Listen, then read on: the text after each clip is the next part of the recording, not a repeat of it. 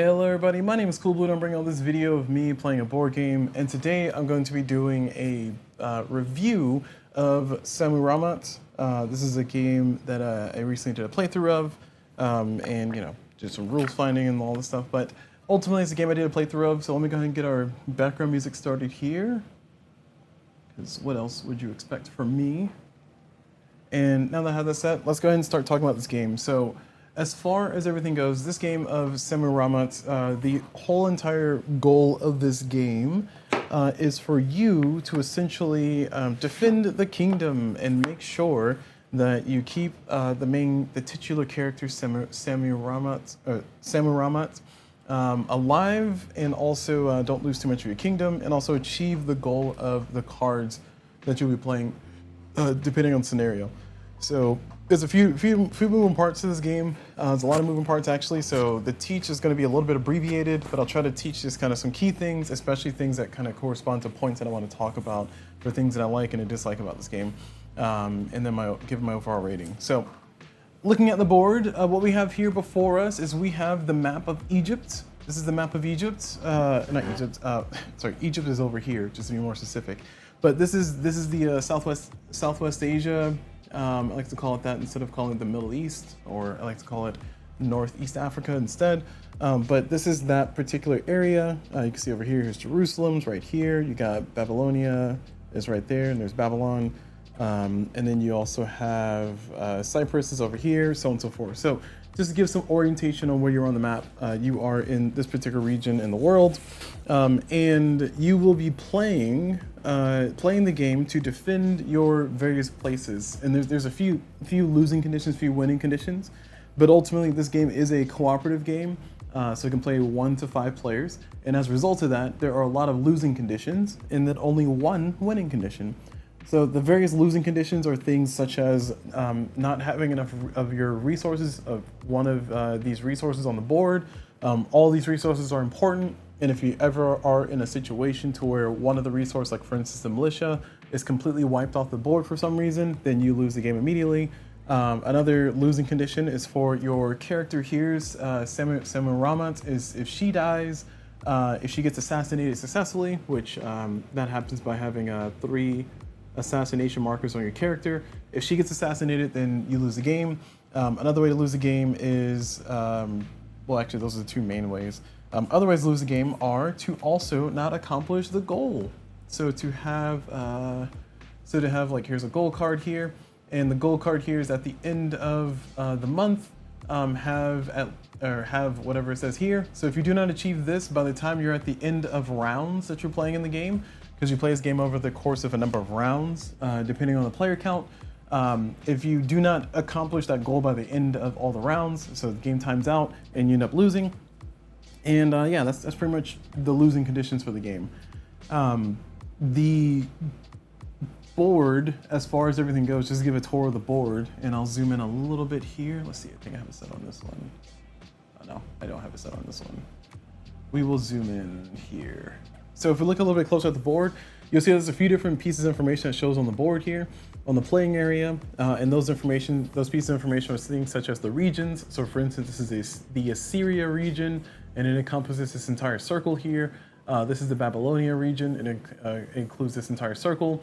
And within each circle, within each region, you'll see smaller circles, the bigger of the smaller circles being the capital of that location, and then the other locations just kind of being places there that exist within that kingdom.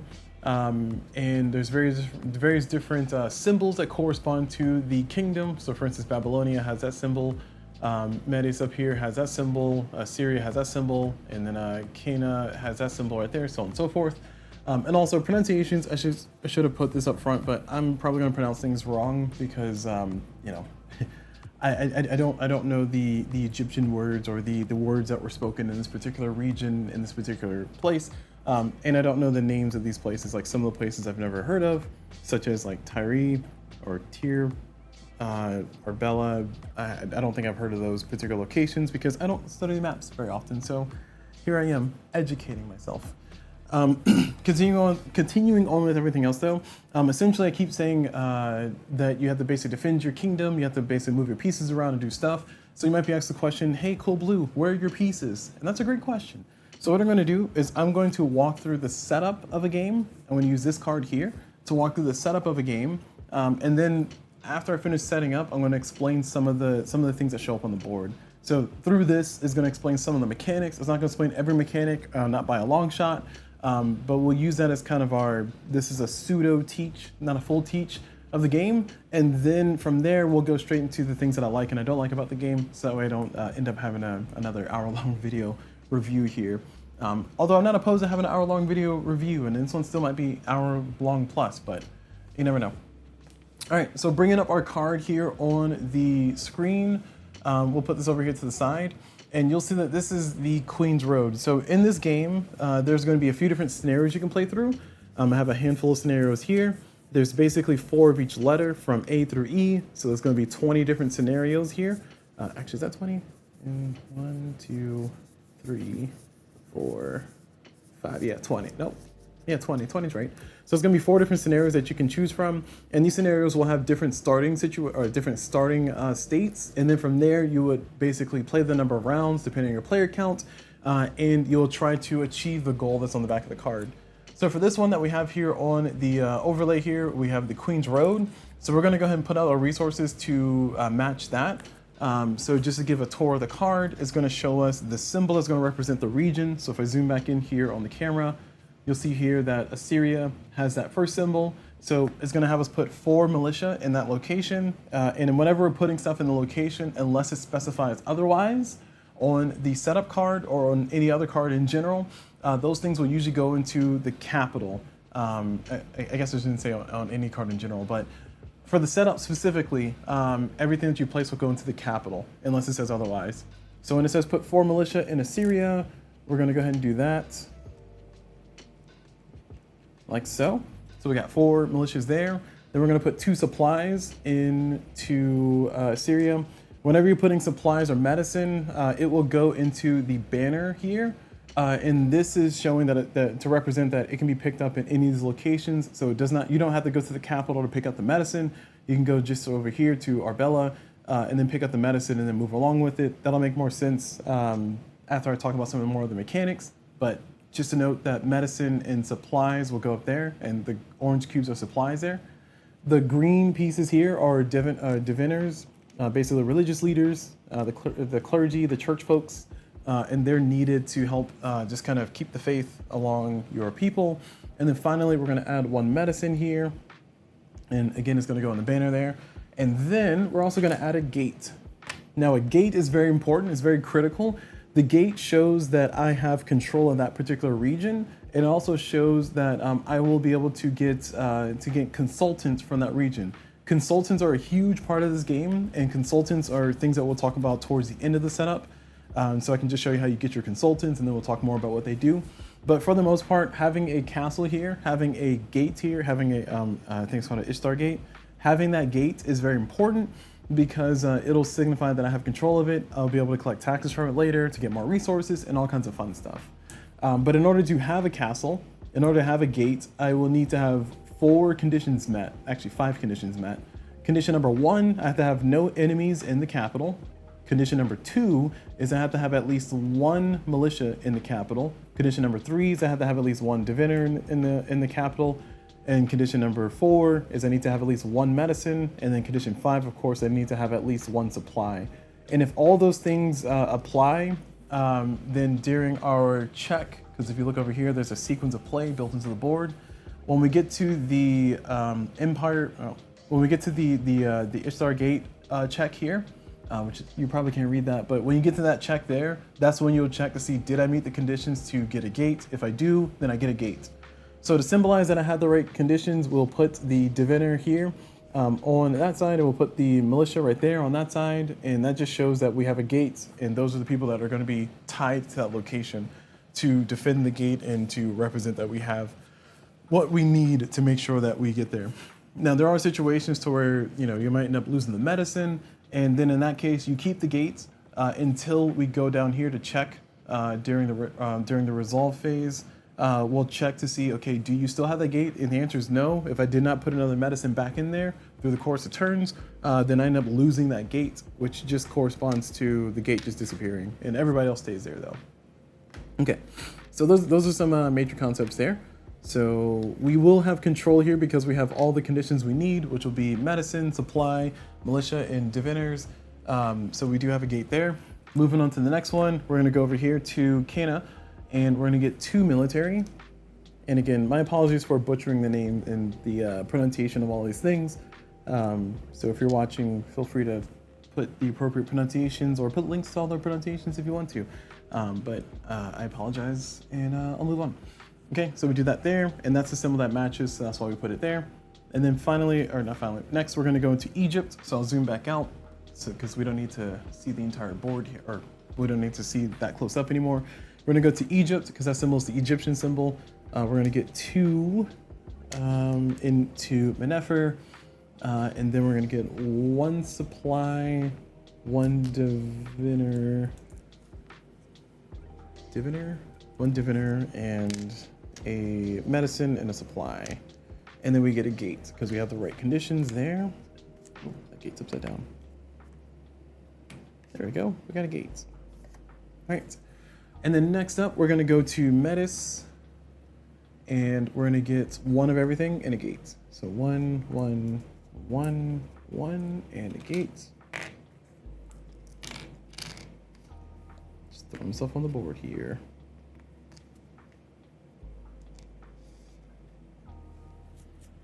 All right, there we go.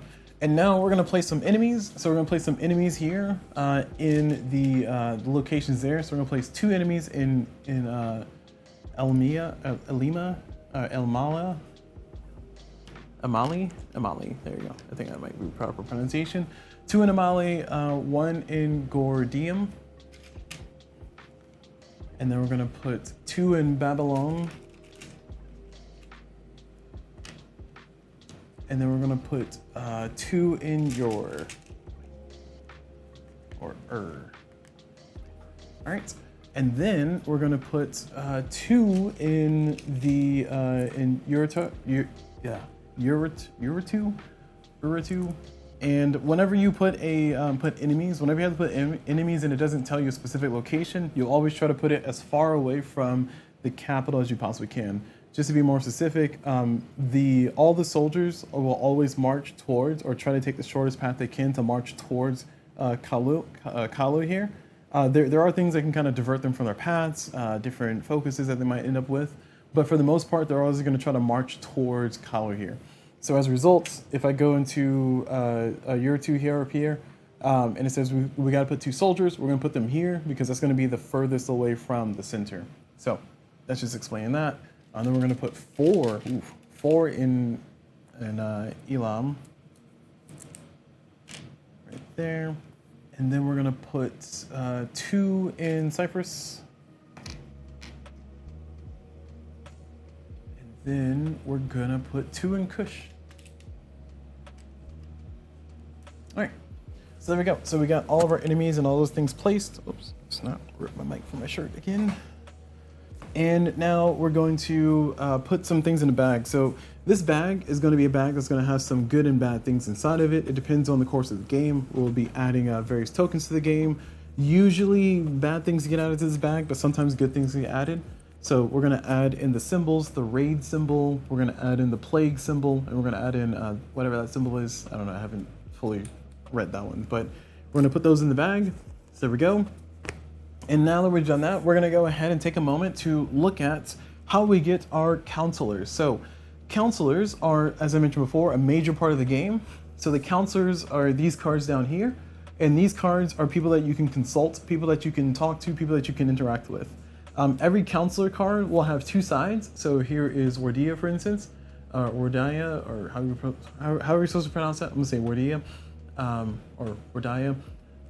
You have 2 different sides to it. You have a public side and a private side, or personal side. The personal side is if you are the person as a player, as one of the between the 1 to 5 players that are playing the game, you can take that as a personal person that you're consulting. So that is your person, and only you have access to it.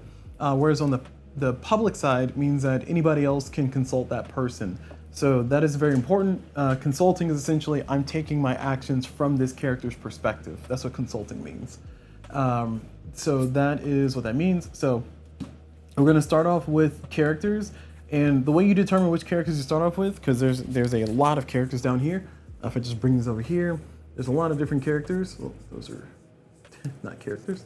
There's a lot of different characters here that you can play with, that you can have in your game.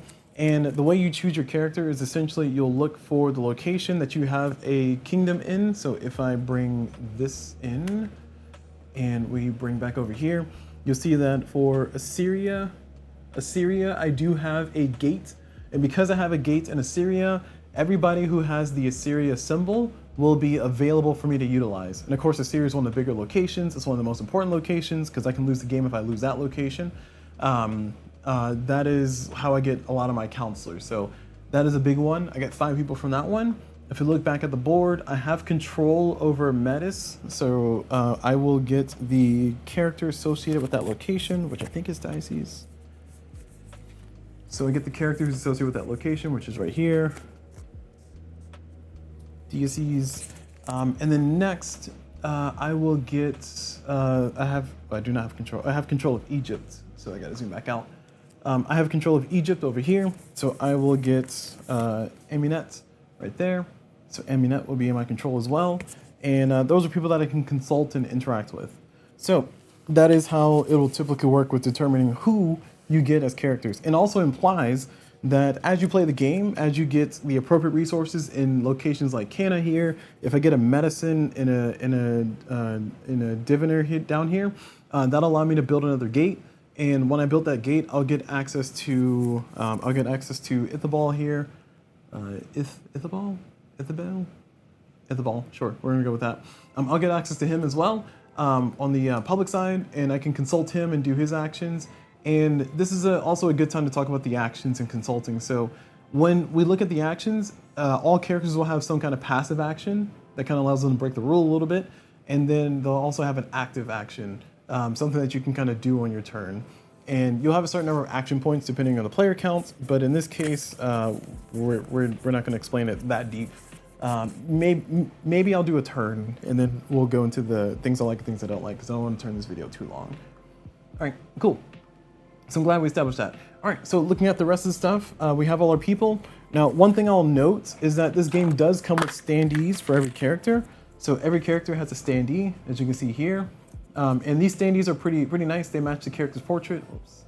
They match the character's portrait, so you can kind of go in and see the different characters, and you'll have them visibly on the map. So for instance, here's Sammu-Ramat.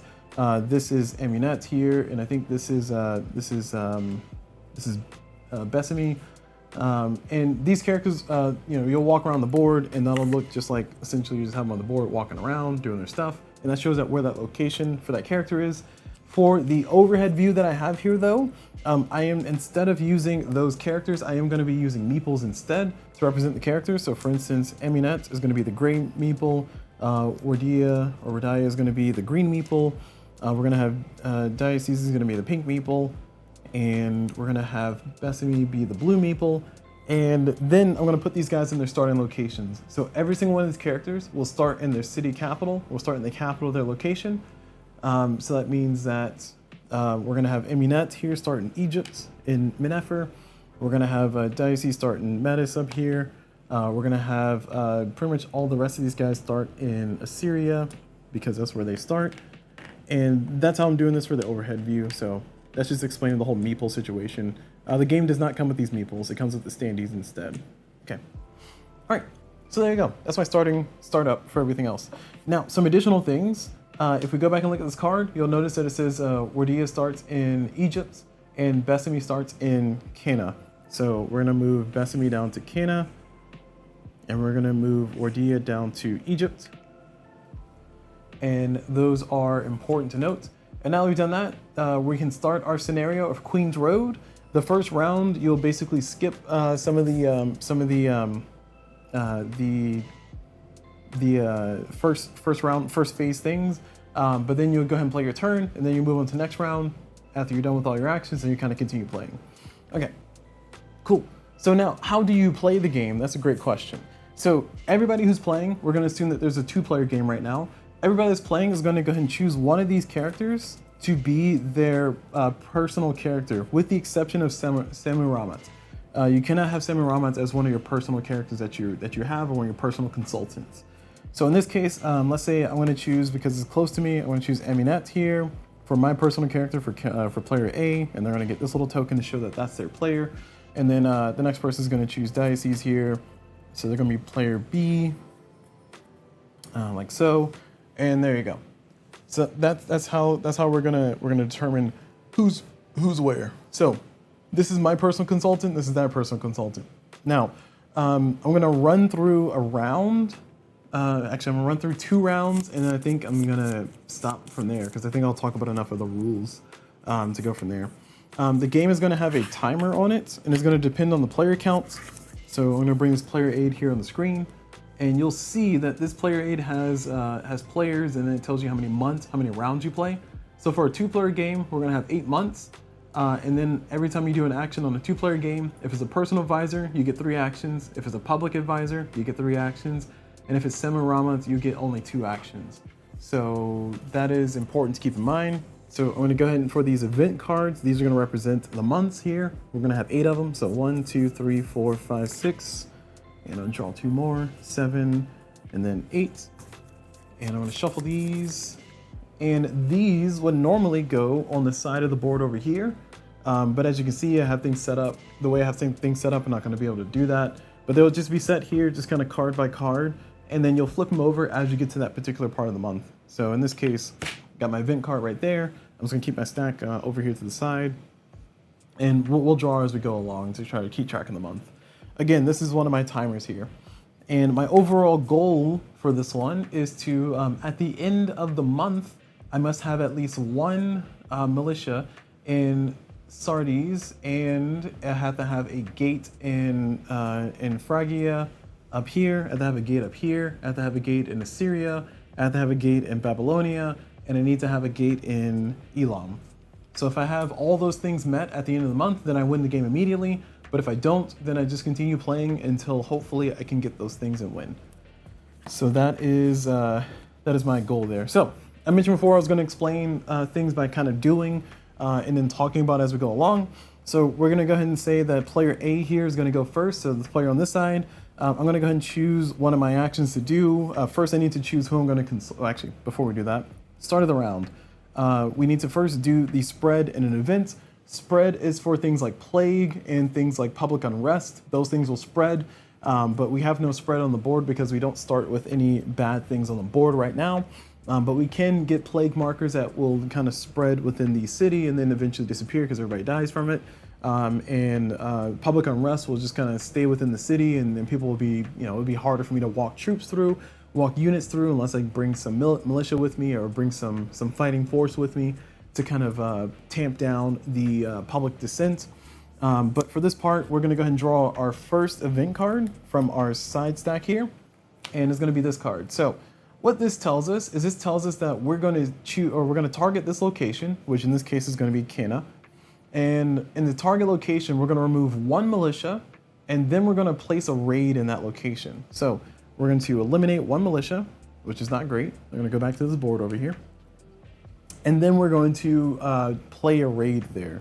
So a raid token, where's the raid token? Oh, there it is. We're going to play a raid there. Now, when we play a raid there, what's going to happen is we are essentially going to resolve. No, on that side, wrong card. Oh, and I should mention this too.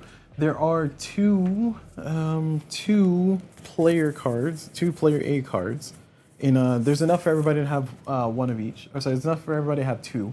So everybody has their own set of 2 player A cards. But these player A cards are double-sided. They have a lot of good information on them. I don't want to say it's like one of the best player aids I've ever interacted with, but it's definitely a pretty good one. But if we look on the back of here, we have a raid. So the raid says we're going to do these things here. Let me move this over to the side. We're going to move any militia in the city. So any militia that are in the city here or that are adjacent to the area. And we're going to move them into the area, into the spot, regardless of the defense. That's important because it's going to force the enemy to kind of march in. So that is what a raid does. So we will check. We'll check to see there are no militias within earshot of this place. So nothing's going to happen. This marker now goes into the discard, and that's it. So uneventful, aside from the fact that I lost the whole soldier, that wasn't great, but otherwise uneventful. All right, and now we're gonna add 2 of the enemies in Cyprus. So now they got 4 guys over here just barreling down on my doors. It's not great. And these event cards will sometimes have good events, sometimes will have bad events. In this case, it's kind of a bad event, but they'll sometimes have good events, things like you get +1 movement or you get 1 extra action. And this is gonna go over here. I'm just gonna put it right, well, you can't see that anyway. But it's gonna go up there to show that month 1 is on the board and played. Okay, so now that's done. We're gonna go back over to here. And because this is the first round, we're gonna go ahead and skip to the action phase. And then we're gonna do our first action. So for the action phase, I'm gonna choose who I want to interact with. Now I get to do my turn. As a blue player here, we're gonna choose who I want to consult. Now I can consult anybody out here with the exception of other people's personal characters. So I cannot consult Diocese here as the blue player because my personal character is Amunet and that's somebody else's personal character. So, yeah, Amunet, that's what I'm pronouncing it. So again, my apologies for butchering the pronunciation of all the names here. So in this case, I'm gonna go ahead and just choose somebody to engage with. Oh, also, forgot something. One moment. So everybody's supposed to start with the starting resources. Everybody except for Sammu-Ramat, she doesn't have any resources. So everybody's gonna start with their default resources, which is gonna be 3. If you wanna have a slightly easier game, you can make it 4 starting resources. If you wanna have an even easier starting game, you can start with 5 resources on everybody. But essentially we're going to have resources on people like so. And these resources are going to be the ones that match their card. So if you look at the card here for Amunet, I think this is jewelry. So her region in Egypt produces jewelry. So she's going to start with 3 jewelry here. Diocese has like lapis or something, some kind of stone, blue stone, and is going to have 3 of those. And everybody else has fabrics is what their starting location has. So that's what they're going to start with. That's going to be very important because I will also have a starting hand of cards, depending on the player count. I will have a starting hand of cards, and these cards will have various powers. These are usually really good things, and they'll give me some really cool effects. So like for instance, this one is a card that I can play that'll give me just 2 gold to the person I'm consulting with. This card here is another card I can play. It will cost me 2 gold, and it'll give me these benefits down here. On the left-hand side, it gives me 1 supply wherever that consultant exists. But if that consultant happens to be in Phrygia up there, then they will get 3 supplies instead. So there's various cards like that that'll give me some really good benefits, and it depends on what I want to do. And I'm just gonna play this open-handed here, drawing 3 for the other player. See what they get. Cool, they got those cards.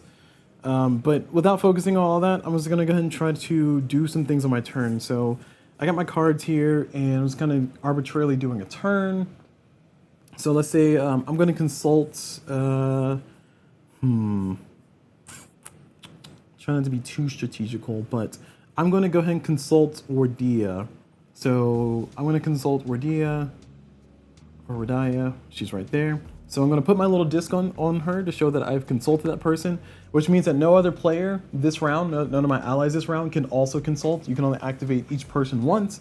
So in this case, if I was playing a 5-player game, I could consult her and then nobody else could this round. So I'm going to go ahead and do my actions here. So I have 3 actions that I can do. And one of the reasons why I picked Wardia here is because I want to do some interesting things. First and foremost, you'll see that for her ability, her passive says she counts as 1 defense. So that means that when a warring party is considering if they want to go fight, they will check the defense, and if the defense is too high, they won't go in. Additionally, if you ever need to have a certain number of militia to put down the people revolting or do something specific, she will count as 1 towards that. I cannot send her into fight directly because then I'll end up losing her, she'll get killed, so I don't want that to happen, so of course I don't want to do that. But that's one part, and the other part is that she's allowed to move through enemies in the location. So in general, whenever you move somebody on the board, if there's enemies that are there, they cannot move through them. They're not allowed to move through them. So for Wardia, she's a spy. That's where her card is. If you look at here, her title is spy, so she's a spy. She's able to kind of slip through and not have to engage things like that. So she's able to walk through places without initiating a fight, which is pretty darn good. All right. And also, speaking of fighting, another thing I didn't mention, and it's going to be apparent here in a second, but whenever you do a fight, I appreciate how the fighting works in this game. Essentially, if you have a fight, so if I have two of these yellow guys that are going to go against these two red guys, it's going to be just a 1-to-1. So both are going to just eliminate each other, and they get wiped from the board.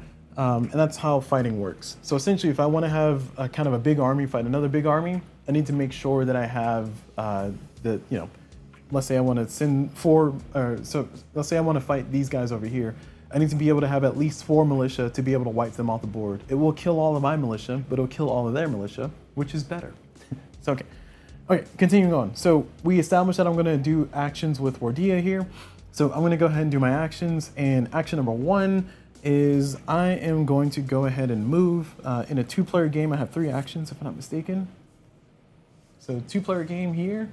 I have 3 actions with a public advisor. So I'm going to do 3 actions here with a public advisor. So I'm going to go ahead and move around with Wardia, which she starts. Oh, she's in Egypt. That's inconvenient. All right. Okay. Well, that kind of changed things a little bit. I thought she was in Assyria, her normal starting location, but she's in Egypt. Okay. Well, I'm still going to activate with her. And for her, when you move normally, you'll only be allowed to move 1 space.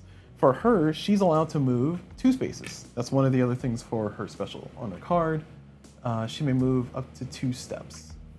So we're going to move. She's going to go 1, 2. That's action 1. And then action 2. Oh. Yeah, no. This really threw me off, the fact that she starts there instead of where I want her to start. So she's going to go there for 1, 2. And then we're going to do another activation. She's going to go 1, 2 here. So she's going to stop there. And then finally, what I'm going to do is I'm going to do a trade action. So trade actions are a thing that you can do in locations that will have the symbol here. And I'll zoom in a little bit close on the locations over here. So if I go to Susa here, I will be able to trade one of the resources that my character has on their card for whatever they generate here, which in this case is going to be Lapras. The difference here for Damascus is a little bit special because I can trade any one resource for any one other resource. So that's what that counts for. So that's why I want to take her over to that location. So now she's over at that location. We're going to use Wardia and we're going to do a barter action. Is it barter? Is that the action I'm doing? Let me check.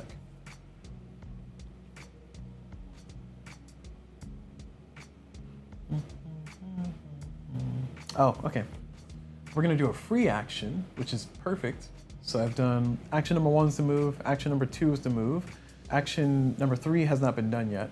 But I'm going to do a market trade, where it says at market location, trade any goods for any area goods, 1-to-1. And then I'm in Damascus. You can trade any 1 good for any other 1 good, which is perfect because I'm going to have her trade 2. Where's she at? I'm going to have her trade 2 of her fabrics.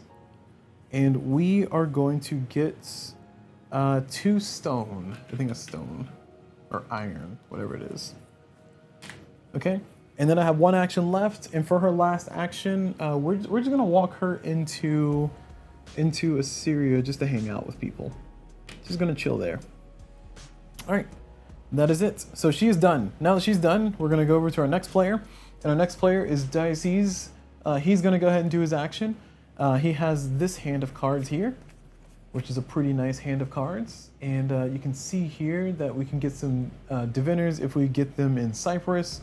So we might be able to activate Besame here, and because Besame is currently located over here in Jerusalem. In Besame, we do want her to get a medicine, and we do want her to get a diviner down there. So if we can do that, then she can actually get another kingdom, which will give us another spot to have some stuff. The only problem is I don't have the right resources, and the only good place for me to trade would be Damascus here. Besame, unfortunately, is not as fast as Wardia was, so it'll take her whole entire turn. Actually, 1, 2. Oh, okay, that's not bad. All right, yeah. Well, Besame is going to go ahead and walk over there. So we're going to do action 1, and then action 2, and then she's going to go ahead and trade as well. So Besme's going to trade 2 of her fabrics, and we're going to get 2 gold. So we got our 2 gold. Perfect. And then she's going to march on back. Oop. All right, cool. So that is it. So that is my entire turn. I haven't spent anything, but we did a turn. All right, now that we're done with that, we're going to go ahead and continue down. We finished our action phase, so now we do a resolve phase and we do our checks. We're going to check the Empire board. So this is the Empire board here. We're going to check the Empire board. Did we lose? The answer is no. Did we reach any negative conditions here? The answer is no. We're fine. Nothing bad happens because of that. We're going to also do our Sammu-Ramat check. Has she been assassinated? The answer is no. Assassination happens whenever she has 3 assassination attempts on her. The 3rd one will kill her. And she will gain an assassination attempt if she is overrun by military in her own kingdom, or if she is in a location outside of Assyria and she does not have at least 1 guard with her. So you can see here that she is currently in Assyria, so she's fine, and she has a whole bunch of protection around her. She's good. No assassination attempts, so she is fine. And then finally, we do a Ishtar Gate. As I mentioned before, I'm working on trying to build one over here. Hopefully that comes to fruition, but currently it does not. I do not have any new gates. I also do not lose any gates that I currently have, so we're all in good condition. So that's it. We finish our check, and then we check to see win, lose. We check to see, have I accomplished this condition? The answer is heck no. So I have not won, I have not lost. We move on to the next round. And I'll play this last round, and then we will go into the actual review here. All right. Looks like we're going to be at the same time anyway. So next round, we're going to do our first thing is spread and then events. So nothing to spread here on the board, so spread is fine. Then we're going to go ahead and draw our event card. And our event card that we're going to be drawing is going to be here. It's going to be Smuggler. So for this one, we're going to target Babylonia. And we're going to remove 1 militia. We cannot remove a militia, and this is a great example here. So anytime that we need to remove something and we can't because we do not have it, we will get the negative effect on the other side. So we're trying to remove 1 militia. We cannot remove any militia here in Babylonia because there's no militia here. We don't have any of my guys there. So therefore we're gonna add 1 raid to the bag. So it's not gonna be great, but future consequences, we'll see how that comes up. There we go.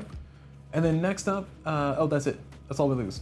And then finally here for smugglers, it says Queen's Road to Babylonia can't be used this month. So I have not explained the Queen's Road, but I'm glad that called out the Queen's Road. So for this entire round, that's in effect. But the Queen's Road is this yellow line running through the middle here. And this yellow line is great because the Queen's Road allows any consultant to move from one spot here on the yellow line to another spot for 1 single move. So it basically allows you to kind of teleport along the line. You are stopped by militia that are in the way, or enemies that are in the way. So you do have to be very cautious and careful with that, but that's a cool thing you can do. All right, so now that we've done all that, we're gonna move on to our next part, which is enemies attack. So every enemy on the board is going to attack, and how they attack is going to be determined by can they fight a thing. So first thing they'll do is they'll check to see, can I fight a thing? So let's use this area for Babylonia here as an example. If I had some troops here, let's say I had 3 troops there, these guys would check to see, can we fight here and win? And by and win, I mean they will have more than we have. So they currently would not win that fight.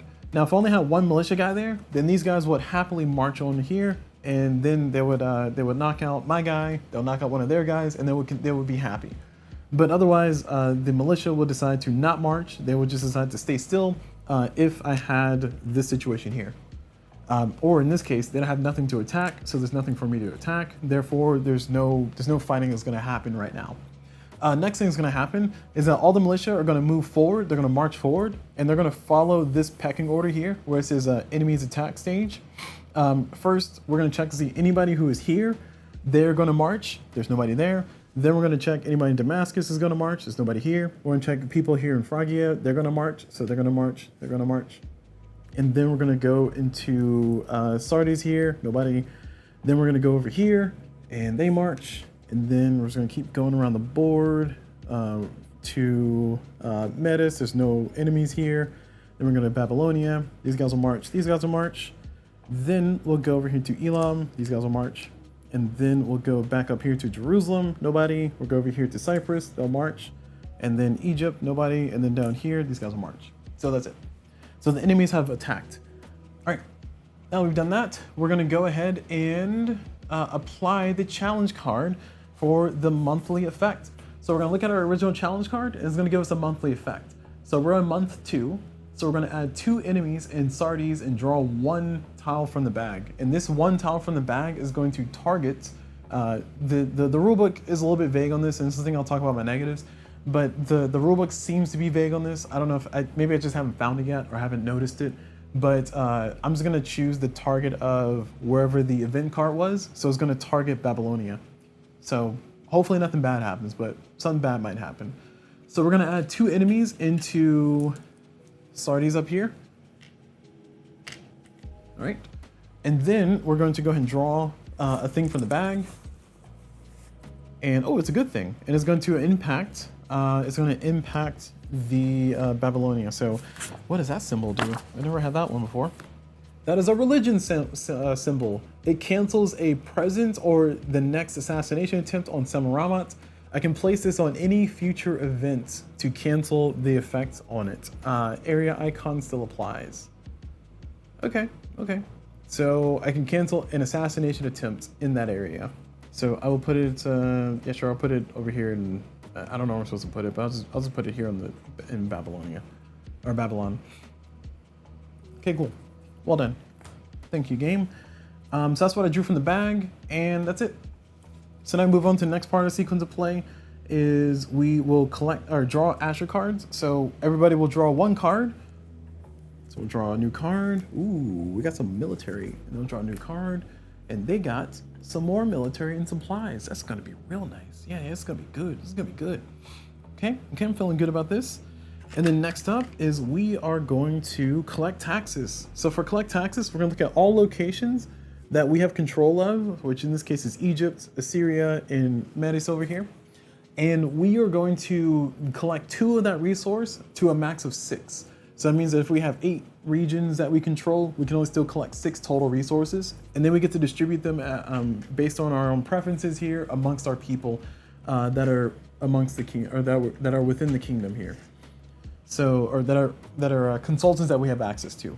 So I will go ahead and collect my resources. So we're gonna collect 2 jewels, or 2 jewelry, 2 textiles, and 2 stone, 2 lapis, or whatever it's supposed to be. I don't know what it's actually supposed to be. And now we're gonna go ahead and distribute this amongst our people. So pull our discs back. And let's see, I think, given some of the costs that we have here, I think I don't care too much where things go, but I do know that I want to try to build up some troops here with Besame, so I'm going to give her 3 because of her ability, which I'll explain later. And then I'm going to give this 1 jewel here to Eminet, and I'm going to give these last 2 lapis here. I'm going to give these to Wardia because she's going to be moving around a lot. She has a lot of mobility, and that's how I'm going to distribute my taxes. All right, okay, cool. Thank you, Kingdom. And now that we've done that, we're going to go ahead and go into our action phase. So in our action phase, we're just going to do our turn. And after I finish this round, then I'll go into the review finally. So I'm going to choose which one of these guys I want to go with. As a blue player, I do have some really cool cards here. And these cards are actually pretty nice. One of these cards costs 3 stone here. And it allows me to build some militia up in Phrygia. It allows me to build 3 militia if I do it there, and that's going to be really strong and powerful. So I think what I want to do is I probably want to take some military with me and then march into Phrygia and try to take over that spot. One thing I have a limitation on is I do not have the right resource because I need 3 and I only have 2 stone currently. I need 3, I think that's supposed to be iron. I need 3 iron. And also, if we look at these 2 cards, both of these will do better things for me in Phrygia, and I have the ability to get the gold I need. So I think what I need to do is I'm gonna take I'm gonna activate Wardia again, and we're gonna go ahead and just take a militia with us and go ahead and march in. So one thing I didn't explain earlier, but I'll explain now since it's relevant, is that whenever you have a consultant move, they can take up to 2 empire tokens with them. Now, an Empire token is any of these 4 different type of tokens. So I can take 2 militia with me. I can take 1 militia and 1 medicine with me. I can take 1 diviner and then 1 medicine with me. I can take 2 supplies with me. It's up to me. So that's going to be important because I want to march over here into Phrygia, but I also want to go into Damascus. So we're going to just bring our own military with us. So we have Wardia. She's right here. She's currently in Assyria. She's going to go ahead and take 2 of these militia guys with her, and she's going to move for action 1. She's going to move 2 spaces. Excuse me. So 1, 2. We're going to go to Damascus. We're going to go ahead and do our free trade here. We're going to trade one of our fabrics for one of these iron here. And then our second action, we're going to go ahead and march on into here. Actually, let me take it back. So I don't think consultants can just march straight into a fight. Let me double check the rule on that.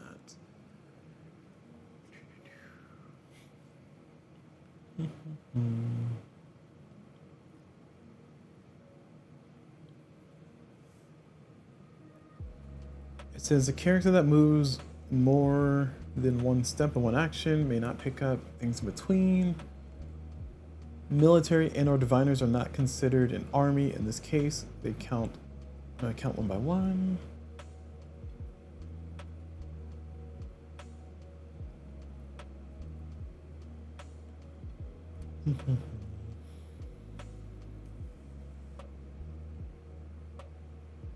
Okay, so here's the rule for move. It says you may not move into locations where there are enemies. In such a case, instead, take the attack action described on the next page. Okay, yeah, I figured that. Okay, so I cannot just walk. Well, I could just walk through these guys, but keep in mind that my ability is that she may move through locations with enemies without triggering an attack. So therefore, again, the implication of that, and again, this is going to come up in my review part of this once I'm done with this. The implications of that is that I can move into or start an attack, but that's not how the rulebook said it. So I'm just going to go with what the rulebook said. So action 1 was to move here, and then a free action I did a trade. Action 2 is going to be to send the military in, and we're going to go ahead and do a fight. So I'm sending both of these guys in to attack, and they're going to attack. So we're going to lose 1 guy, but that guy's going to get knocked out, which is good. And then action 3, unfortunately for me, is just to walk into here. So can't do anything fancy yet, but next round, if I were to play another round, I will be ready for Wardia to go ahead and just basically build me a bunch of military. She has the gold she needs. She has the iron that she needs. And you can see I'm kind of positioning myself into a good place to start building up the military, fighting back, and then kind of taking control of the whole situation. All right, over to the next person. We're going to go into the pink player here. Oops. We're going to go into the pink player here. And the pink player is going to go ahead and do their action. So they got quite a bit of resources here. They got something for Assyria, so we're going to take advantage of that. So they got something here for doing a cool thing in Assyria.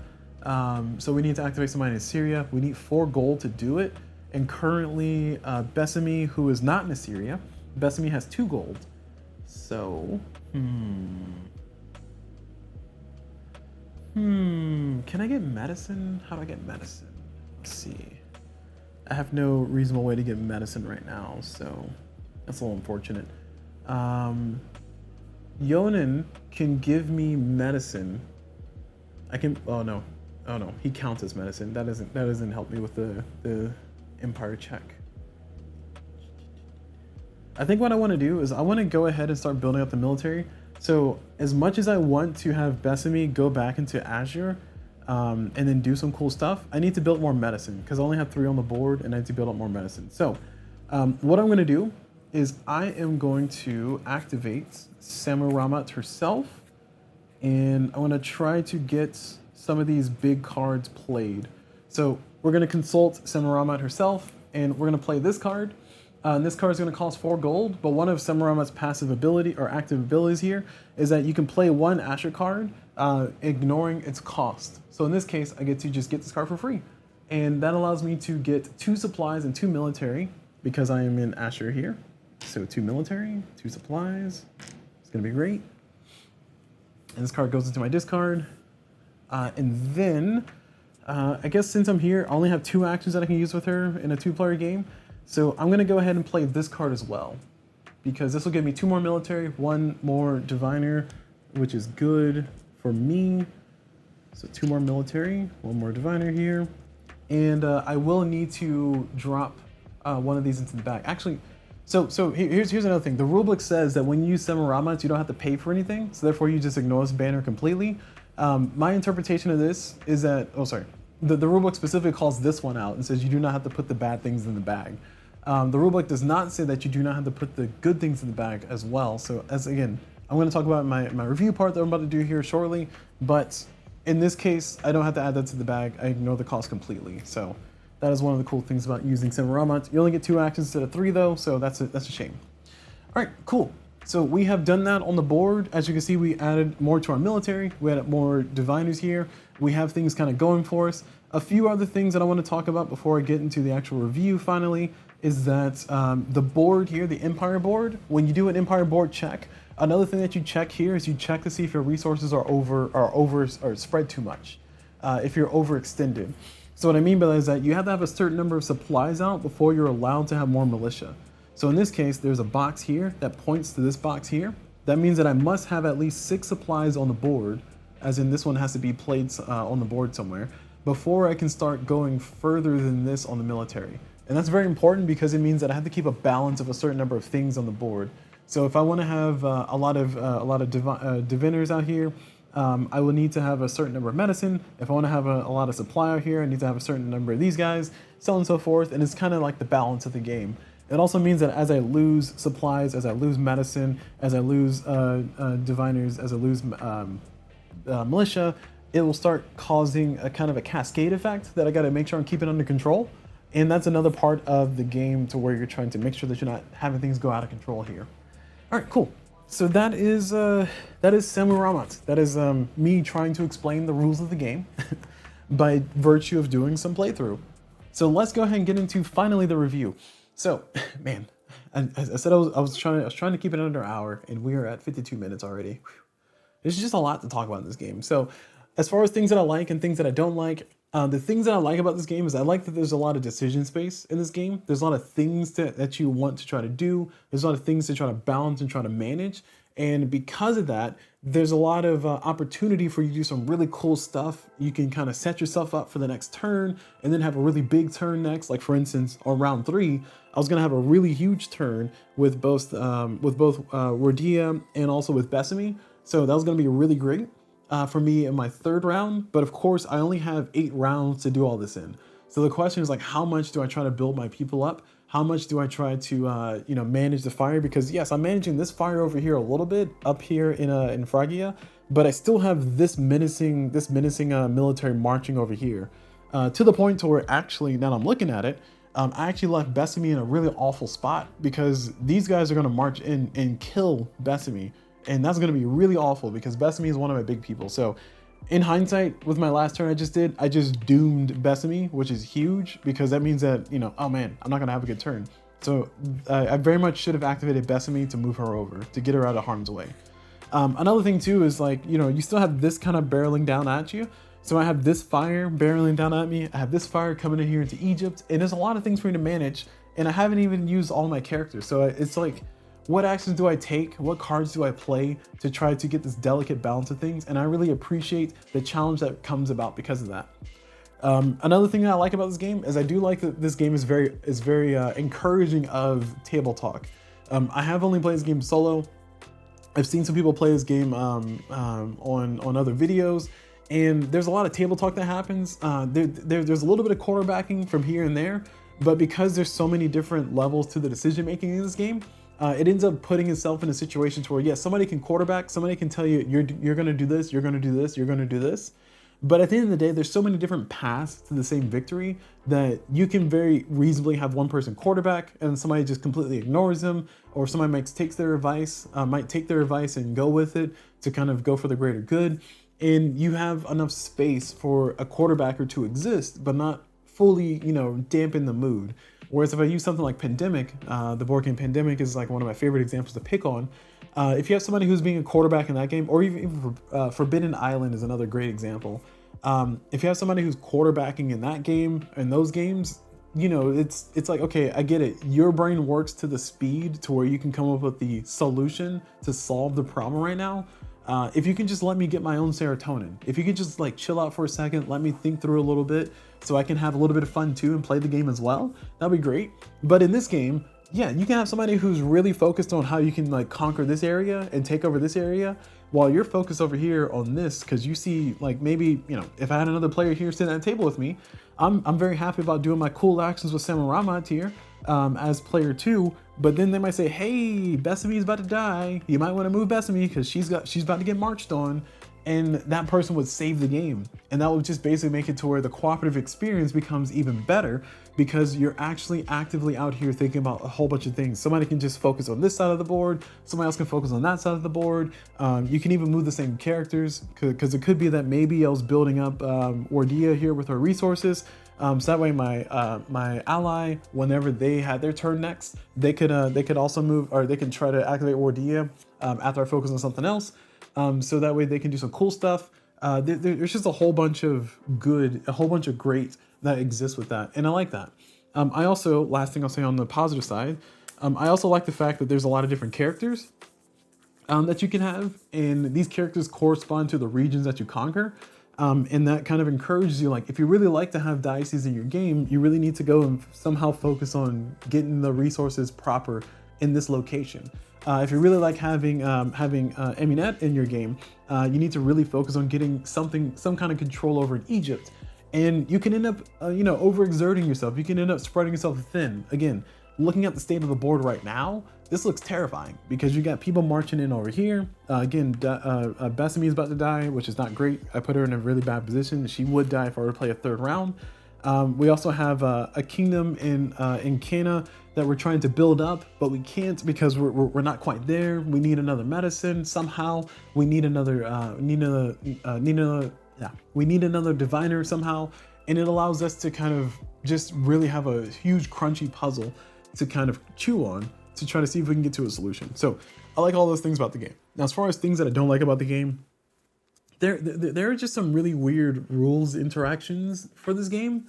One of the ones is going to be the plague.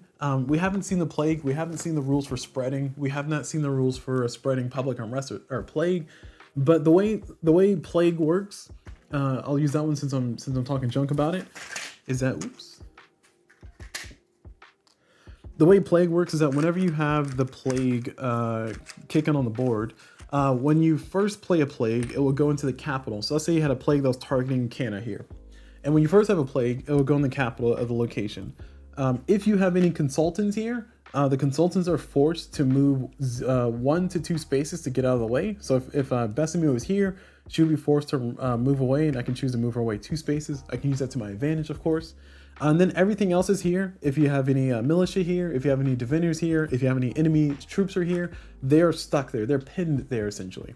They don't die. They don't go away, but they're pinned there. And then the next round, when we get to the spread phase of things, what's going to happen is that all the locations in this region are going to now get the plague. Once the capital has been infected, then it's eventually going to spread to the other locations, and that's it. And then everybody here again is pinned down. And the way that you can get rid of the plague is that you can just bring 3 medicine. If you bring 3 medicine or 3 units worth of medicine, then whenever that group of people move into that area, it just eliminates the plague, which is pretty nice. So you can kind of go in. And then once you eliminate the plague in the capital, then all the plague disappears because I guess it's the most populous place, so it goes away. And public unrest happens the same way, with the exception of plague. Plague having this very interesting quirk. On the 3rd round, where the plague needs to spread again, but there's nowhere for it to spread because the whole area has been infected, the plague just disappears. And not only does the plague just disappear, but it disappears without impacting any units that were there.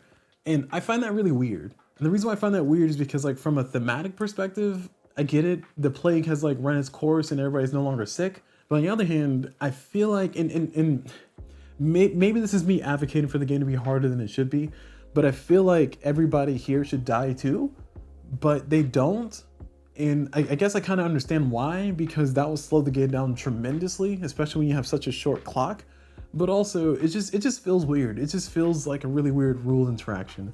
Another really weird rule interaction is that if you were ever able, or if you're ever forced to have a public unrest, which this is the public unrest symbol here, this little shit here. If you were ever forced to put a public unrest in a location that has the plague, then the public unrest cannot be here. So it's going to force the public unrest to migrate to the next area and start building up there. And that's another weird rule interaction. I guess I understand why they did it, because again, the public unrest spreads in the same way as the plague does. The difference is that the public unrest does not disappear at the round 3. The public unrest is just going to stay there for the rest of the game until I get rid of it. So I have to deal with it at some point. But it does not spread to its home, to its neighboring regions. It does not, do anything special. Public unrest will make the enemies twice their value. So if I move this group of 4 into here, so if this were public unrest right here, and I move this group of 4 into here, then this is now a strength 8. So they are strength 8. So if I try to fight into that, I have to fight into a strength of 8. So I have to bring 8 troops worth of strength to go fight them. So that's important to know. But otherwise, the plague just kind of acts in a weird way. So that's a weird rules interaction that I think I don't know. It just seems weird. Another thing too, I think I pointed someone out before here. For the text on Wardia's card. So the text on Wardia's card here says she counts as 1 defense, and she may move through locations with enemy soldiers without triggering an attack. And that's, again, a really weird wording, because the rulebook said, as I read earlier, the rulebook said that when you do an attack, when you have a character, the characters are not allowed to move into enemy troops. And it also said that when you do an attack, you're sending your military to go fight the enemy guys that we saw earlier, where I just kind of sent my guys over there to go fight, and then I moved afterwards. So it's kind of showing like a two-step thing. But the text here kind of implies that you can take a character and move in with them and the military to fight the other guys. And again, it's really weird. I don't know. It's just such a weird way to word it. I don't know if that's a weird rules interaction or if that's just bad wording. I'm not sure. It's kind of confusing here. And I'll just read the rest of the attack here. It says, note, some abilities may move military by themselves. If any military enters a location with an enemy, resolve it as an attack. Some abilities also have +1 attack. 1 attack, which removes 1 enemy. So for example, let's see, there's a, for example, you consult, this is Sammu-Ramat, she plays this card, defenders in CulBlu without paying any cost due to her special ability. With her second action, you use her other special ability to force armies to move. And then you move 1 diviner from CulBlu, taking 2 steps to Jerusalem. And with 2 military in Damascus, you choose to attack Tyre, removing your military and enemies there. Right, sorry, that wasn't relevant to what we're talking about. That was just saying that some people have a special ability to turn diviners into fighters. So because of that, you can use Sammu-Ramat's ability to move militia to fight, to attack, move armies to attack. You can use that on those guys who have the special text there. But yeah, it's just really weird. It's just really weird. I don't know. Really weird rules interactions, really weird ways to explain it. I don't know what the appropriate way would be to explain such things, but I do know that I run into some confusion when it comes to like, okay, what happens there? What happens here? Like it took me a long time to figure out that all of the medicine and supplies must go here into the banner because the box here only shows just 1. So it shows like 1 box for supplies, 1 box for medicine. So it took me a while to like just understand all of it needs to go there. And I was delighted to read in the rulebook, because it is in the rulebook, you just have to go find it. I was delighted to read in the rulebook that this location is considered all spots. So if I go here, then I can pick up 2 supply with the character and walk away and then place it somewhere else. So that kind of saves, having to walk all the way to the capital and then walking all the way back to where I'm trying to go to drop off some medicine or drop off some supplies. So I do appreciate that. Now, of course, all these troops are where they are. So all these militia are here in the capital. All these diviners are here in the capital. So that's important to note. And another thing too is that this game does have a card economy. And I feel that the game doesn't say it outright, but I feel that you should, as a player, if you're playing this game, you should, as a player, try your hardest to get some card economy going. Getting one card around when you're playing multiple player, or getting two cards around when you're playing solo, it doesn't seem to be enough. Like it feels bad to have a hand of, because you have a hand limit of 5 cards in a multiplayer game. It feels bad to have a hand of 5 cards and then draw 2 more cards and then have to get rid of 2 cards, but you need to do that. And I don't know if that's really that much emphasized in the rule book. I don't know if that's really that emphasized in the kind of like the strategy that the game talks about a little bit, but it is an important thing. It's integral that you cycle through the cards, because the cards can be really good or they can be really bad. So for instance, if you need medicine and this is what your hand looks like, you feel like this is a really bad situation. Yes, you can get a billion military if you get into the right location. Yeah, you can get a billion supply if you go into the right direction, but I need medicine. Nothing's giving me medicine. Can I please have medicine? and that to me feels a little, I don't know. This feels weird. Last I checked, there's no other way to get medicine outside of the cards there or any character's abilities. Let me double check. I'm checking here. Yeah, because when you do barter's the action that you can turn 2 goods that you have, and to clarify, goods are the little bits that we have on the characters. So these are goods. So you can turn 2 of those goods into supplies, or you can turn 1 supply into 2 area goods. So that's cool, but there's no way to generate medicine, and that to me feels like a weird way to tell me that I need to cycle through cards, or go get characters who can actually generate medicine themselves, because there are character abilities that can generate medicine. I did not have any here, but I'll use Besame as a perfect example. I feel like I have Besame's card here. You see that Besame's card here allows me to discard 1 card from my hand and pay 3 goods to gain 2 military at her current location. Well, there are characters who have similar abilities but for medicine. And I don't remember which kingdom they come from, but those characters are critical to you actually being able to get the medicine. But the problem that you run into is that I need medicine to build a kingdom, but I need that kingdom so I can build the medicine. So I just like, okay, I guess I'm just gonna keep cycling cards until the game's over. And that doesn't feel good sometimes. And to talk about the cards again, this is how many cards that you have for Azure cards. I do have my card sleeved here, so it's gonna be looking a little bit thicker than normal. But I don't know what the official count is on the cards, but these are all the cards here for the Azure cards. And there's a lot of them.